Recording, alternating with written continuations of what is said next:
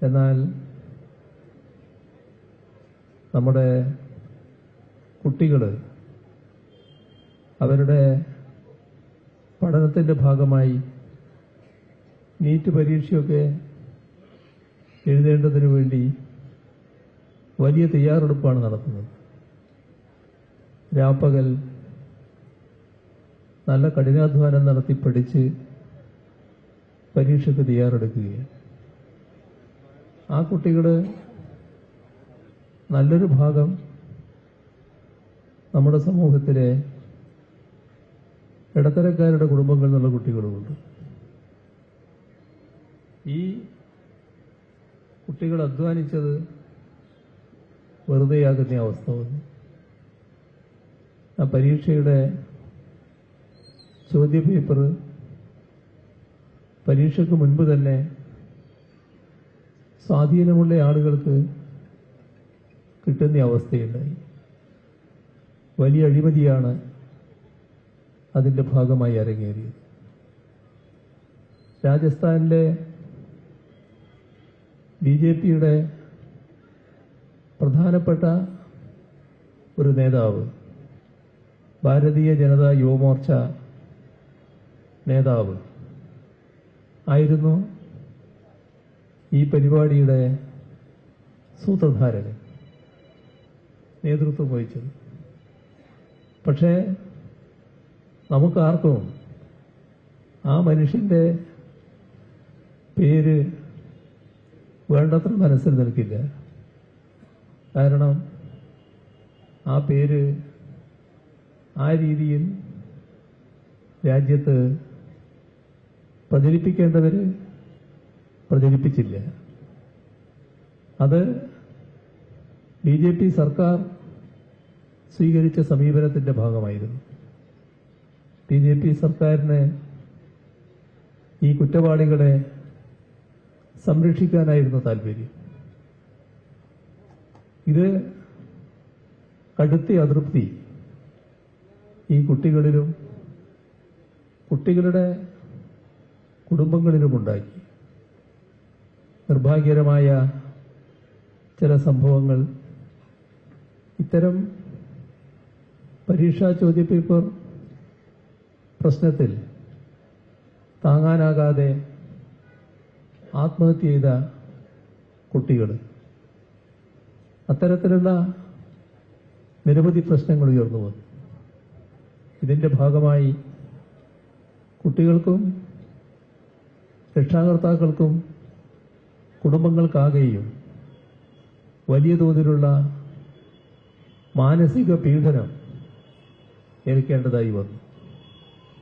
ഇതിൽ നല്ലൊരു ഭാഗം നേരത്തെ ബിജെപി അനുകൂലിച്ചവരടക്കമുണ്ടായിരുന്നു.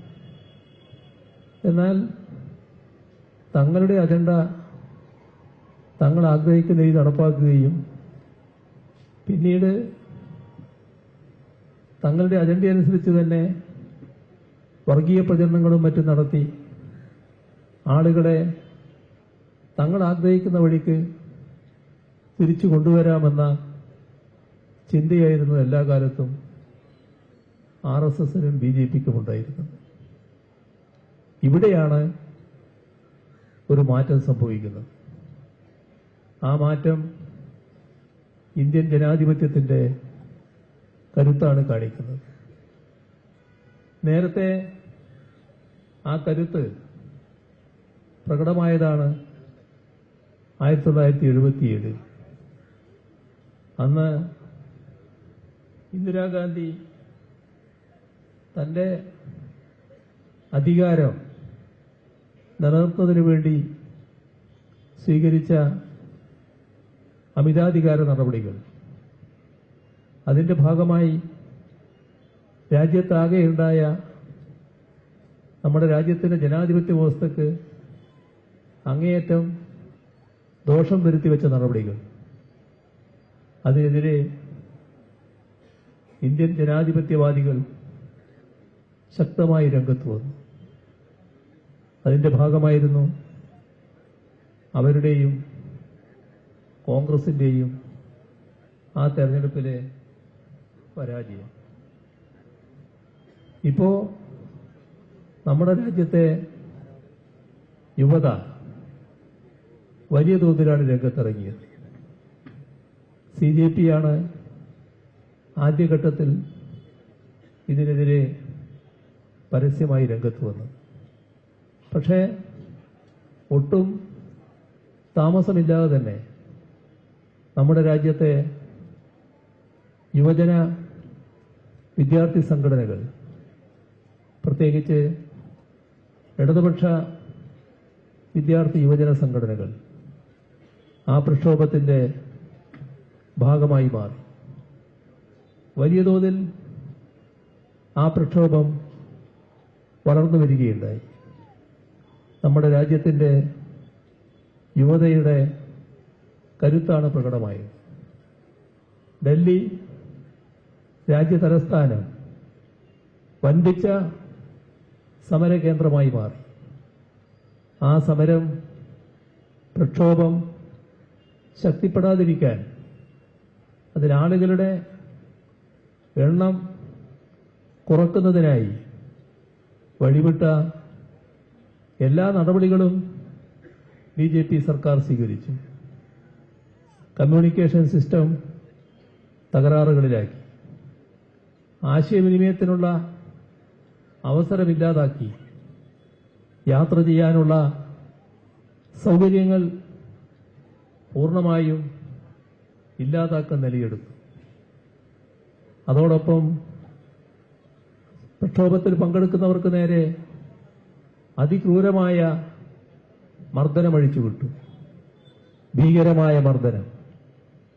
മാത്രമല്ല അവരെയെല്ലാം രാജ്യദ്രോഹികളായി ചിത്രീകരിക്കാനുള്ള ശ്രമങ്ങൾ വരെയുണ്ടായി. പക്ഷേ ഒന്നിനും നമ്മുടെ യുവതയെ തടുത്തു നിർത്താനായില്ല. വൻതോതിൽ ഓരോ മണിക്കൂർ കഴിയുന്തോറും ആ പ്രക്ഷോഭത്തിന്റെ കരുത്ത് കൂടിക്കൂടി വന്നു. പ്രക്ഷോഭത്തിൽ പങ്കെടുക്കുന്നവരുടെ എണ്ണം വർദ്ധിച്ചുകൊണ്ടേയിരുന്നു. മർദ്ദനങ്ങൾ ഏറ്റുവാങ്ങേണ്ടി വന്നെങ്കിലും ആ മർദ്ദനത്തിന്റെ മുന്നിലൊന്നും പതറാതെ ഇന്ത്യൻ യുവത മുന്നോട്ടു പോകുന്ന കാഴ്ചയാണ് നാം കണ്ടത്. അങ്ങനെയാണ് നമ്മുടെ രാജ്യത്തിന്റെ ജനാധിപത്യത്തിന്റെ കരുത്തും പ്രത്യേക സൗന്ദര്യവും വെളിവാക്കുന്ന ഇന്നത്തെ ദിനമുണ്ടായത്. ഒന്നിന്റെ മുന്നിലും തങ്ങൾ വെളിപ്പെടില്ല എന്ന ധാർഷ്ട്യമായിരുന്നു നമ്മുടെ രാജ്യത്തെ BJP ഗവൺമെന്റ് ഉണ്ടായിരുന്നത്. എല്ലാ കാലത്തും എല്ലാ പ്രക്ഷോഭങ്ങളുടെയും നേരെ സ്വീകരിച്ച നിലപാടുകൾ അതായിരുന്നു. അതുകൊണ്ടാണ് മാസങ്ങൾ നീണ്ടുനിന്ന പ്രശ്നത്തിൽ പ്രതികരിക്കാൻ പോലും ഇന്ത്യൻ പ്രധാനമന്ത്രി തയ്യാറാകാതിരുന്നത്.